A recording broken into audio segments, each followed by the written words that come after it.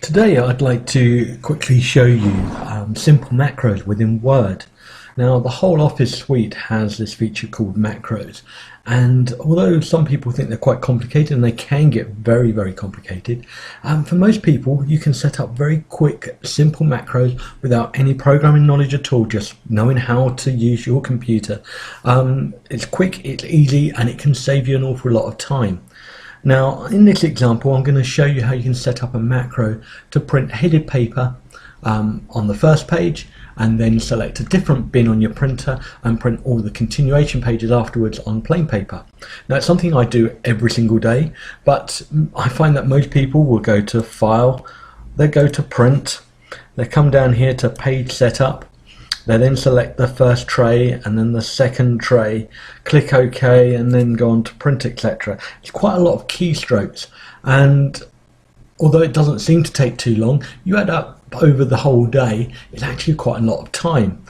So I'm going to show you how to quickly record a macro to just do those keystrokes for you so you don't have to. It's quite simple. If we go into View here, there's a little icon on the end called Macro. If we click the little down arrow, there's an option to record a macro. And all we do is click this button and we give it a name. So I'm going to call it Headed Continuation.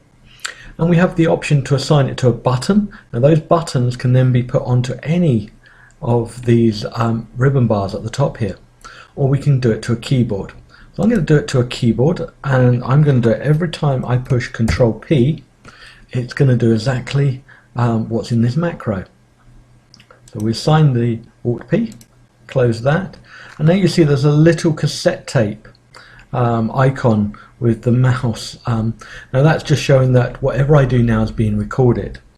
So I just go through the whole operation again. I go to File, I go to Print, Page Setup, I then select Tray 1 for the first sheet of paper, and then Tray for any other sheets, click OK, I then click Print, and that's it, that's my macro. So I then go back up to macros, and I can stop the recording, and so it's now remembered that. Now remember, we assigned it to the key Alt P, so if I do Alt P, it actually run that macro and it's printed my document out. The first page has come out on the headed paper, and then the other pages have come out on continuation paper. Very quick, very simple. It took probably 10 clicks of the mouse there, and I now can do that with a very simple Alt P. So as I finish my document, my hands are still over the keyboard, I do Alt P and it's printed it out for me. Very simple, and you can do that with anything you can do on Word with the keyboard, typing characters in or using the mouse to click buttons. You can record a macro for. So very simple. The View tab, macro, record macro, give it a name, call this one Test. We'll assign it to a keyboard action. This one I'm going to do Alt G, assign and close, and then this recording, this is being typed by a macro. I can then stop that recording. Now every time I do Alt G, it types the text for me. Again, very simple. You can do an awful lot with this.